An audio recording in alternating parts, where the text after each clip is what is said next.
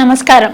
June మాసంలోని 16వ తారీఖు నుంచి 31వ తారీఖు వరకు ద్వాదశ రాశుల్లోని 12 రాశుల వారికి శుభ అశుభ ఫలితాలు ఏ విధంగా ఉన్నాయో తెలియచేయడానికి ఈరోజు స్టూడియోలో మనతో పాటు ఉన్నారు ప్రముఖ జ్యోతిష ఆధ్యాత్మికవేత్త బ్రహ్మశ్రీ నందిబట్ల శ్రీహరి శర్మ గారు. మరి గురువు గారితో మాట్లాడి ద్వాదశ రాశుల్లోని 12 రాశుల వారి శుభ అశుభ ఫలితాలు ఏ విధంగా ఉన్నాయనే అంశం గురించి తెలుసుకుందాం. నమస్కారం గురువు గారు. వాగర్థావివ సంపృక్తౌ వాగర్థ ప్రతిపత్తయే జగతః పితరౌ వందే పార్వతీ పరమేశ్వరౌ. సదాశివసమారంభాం శంకరాచార్య మధ్యమాం అస్మదాచార్యపర్యంతం వందే గురుపరంపరాం. ఆదిత్యాయ చ సోమాయ మంగళాయ బుధాయ చ గురుశుక్రశనిభ్యశ్చ రాహవే కేతవే నమః. శృంగేరి పీఠాధిపతులు కంచి పీఠాధిపతులకి నమస్కారములు తెలియచేసుకుంటూ కార్యక్రమాన్ని ప్రారంభిద్దాం. గురుగారు, తులారాశి వారికి వచ్చేసి 16వ తారీఖు నుంచి 31వ తారీఖు వరకు మరి వీరి యొక్క జాతకం ప్రకారం మరి వీరికి ఏ విధంగా ఉండబోతుంది అంటారు శుభ అశుభ ఫలితాలు? గమనించుకున్నట్లయితే ఈ తులారాశి వారికి సంబంధించి ఏ విధంగా ఉండబోతుందో తెలుసుకునే ముందు గ్రహ సంచారం ఏ విధంగా ఉందో తెలుసుకుందాం. 12 ఇంట కేతు, 6 ఇంట రాహు, 5 ఇంట శని వక్రీకరించే స్థితి పొంది ఉండడం, అష్టమ స్థానంలో కుజగురుల యొక్క సంచారం, అలాగే దశమ స్థానంలో రవి శుక్ర బుధులు. ప్రధానంగా తులారాశి వారికి చూసుకున్నట్లయితే ఒక్క శని మాత్రమే యోగించేటువంటి స్థితి, రాహు మాత్రమే యోగించేటువంటి స్థితి. మిగతా గ్రహాలన్నీ కూడా అనుకూలంగా లేని కారణం చేత కార్యహాని కావచ్చు, లేకపోతే ఉద్యోగంలో సమస్యలు ఎదుర్కొనేటువంటి అవకాశాలు కావచ్చు, వ్యాపారంలో తోటి వ్యాపారస్తులతో ఇబ్బందులు ఎదుర్కోవడమో, లేకపోతే కస్టమర్స్తో ఇబ్బందులు ఎదుర్కోవడమో, లేకపోతే ధన రాబడి సరిగ్గా లేకపోవడం వల్ల ఇబ్బందికర పరిస్థితులు. ఏది ఏమైనప్పటికీ కూడా ఈ యొక్క తులారాశి వారి యొక్క జూలై మాసంలో 16 నుంచి 31 తారీఖు వరకు కష్టపడితే తప్ప ఫలితాలు పొందలేరు. ఇష్టపడి పనులు పూర్తి చేసుకోండి. ఇక గమనించుకున్నట్టయితే ఇక ప్రధానంగా ప్రతి పని యందు కూడాను అవాంతరాలు అయ్యేటువంటి అవకాశాలు ఉన్నాయి. కాబట్టి దైవానుగ్రహంతో ముందడుగు వేయండి.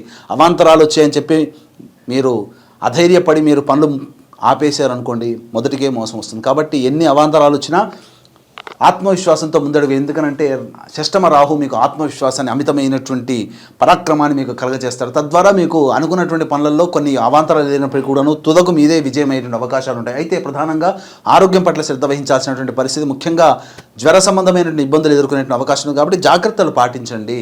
అలాగే ఉద్యోగస్తులకైతే కొన్ని ఇబ్బందికర పరిస్థితులు, చేపట్టినటువంటి పనులలో ఆటంకాలు ఎదురవ్వడం, లేకపోతే ఉద్యోగస్తులతో అధికారుల యొక్క ఆగ్రహానికి గురవ్వడము, లేకపోతే తోటి ఉద్యోగస్తులు సహాయ సహకారాలు అందించడము, లేకపోతే నిరుద్యోగస్తులైతే ఉద్యోగం కోసం చేసేటువంటి ప్రయత్నాల్లో నిరాశజనకమైనటువంటి ఫలితాలు పొందడం అనేటువంటిది జరుగుతాయి. కాబట్టి జాగ్రత్తలు పాటించండి. అయితే ఈ యొక్క తులారాశిలో జన్మించినటువంటి వారికి ఈ 16 నుంచి 31 తారీఖు వరకు ఏ రోజుల్లో ఏ విధంగా ఉండబోతుంది, మంచి ఏ విధంగా ఉంటుంది, చెడు ఏ విధంగా ఉంటుంది.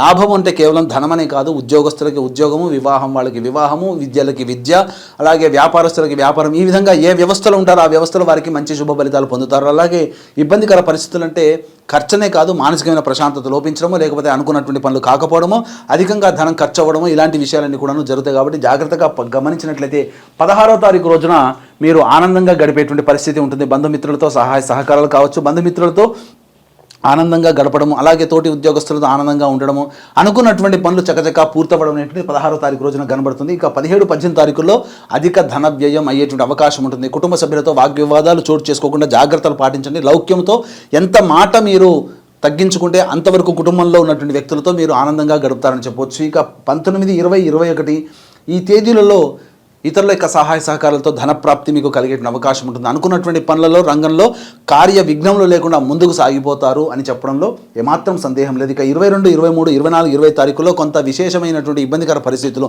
24, 20 తారీఖులో తల్లిగారి ఆరోగ్యం పట్ల శ్రద్ధ వహించాల్సినటువంటి, వాహనం నడిపేటప్పుడు 24, 20 తారీఖులో వాహనం నడిపేటప్పుడు జాగ్రత్తలు పాటించండి. గృహోపకరణాలకు సంబంధించినటువంటి అధిక ధన వ్యయమయ్యేటువంటి అవకాశం ఉంటుంది. గృహానికి సంబంధించినటువంటి మరమ్మతులు చేపట్టే అవకాశాలు 22, 23 తారీఖుల్లో ఉంటాయి. ఇక 24, 25 తారీఖుల్లో కార్యహాని జరుగుతుంది. అలాగే ప్రధానంగా ఆరోగ్యం పట్ల శ్రద్ధ వహించాల్సినటువంటి పరిస్థితి చెప్పవచ్చు. ఇక 26, 27 తారీఖుల్లో విశేషమైనటువంటి ధనప్రాప్తి గోచరమవుతుంది. అన్నింటా మీరే విజయం సాధిస్తారు. అన్నిటికంటే ముఖ్యంగా మీరు శత్రువులపై మీదే విజయం సాధిస్తారు. కోర్టు వ్యవహారాలు, న్యాయ సంబంధించిన వ్యవహారాల్లో మీదే విజయం అవుతుందని చెప్పవచ్చు.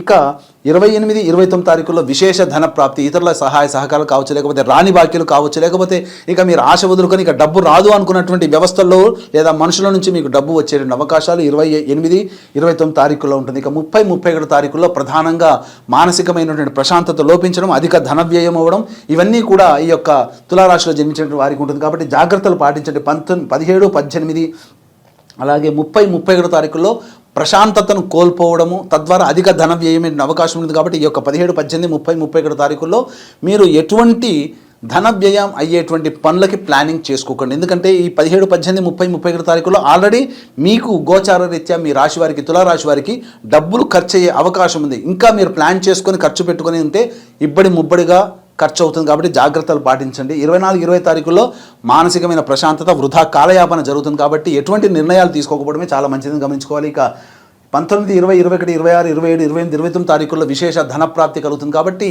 ఈ యొక్క రోజుల్లో మీరు ఏదైతే ఈ యొక్క జూలై మాసంలో మీరు ఈ కోరిక నెరవేరితే బాగుంటుంది అనుకుంటారో ఆ కోరికకు సంబంధించినటువంటి ఫలితాలు ఈ యొక్క 19, 20, 21, 26, 27, 28, 29 తారీఖుల్లో వస్తాయని చెప్పవచ్చు. ఎంతటి వాడికైనప్పటికీ కూడా దైవానుగ్రహం తోడైతే మంచి శుభ ఫలితాలు పొందుతారు.